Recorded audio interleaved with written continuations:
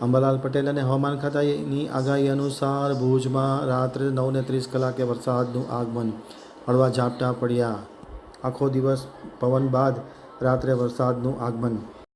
રાજ્યના હવામાન વિભાગ અને જાણીતા હવામાન શાસ્ત્રી અંબાલાલ પટેલની આગાહી અનુસાર જિલ્લાના વાતાવરણમાં પલટો આવ્યો છે. આખો દિવસ વાદળછાયા વાતાવરણ બાદ વાતાવરણમાં આજે રાત્રે પલટો આવ્યો છે અને રાત્રે 9:30 ભુજ શહેરમાં અનેક જગ્યાએ ધીમી ધારે વરસાદ શરૂ થયો છે.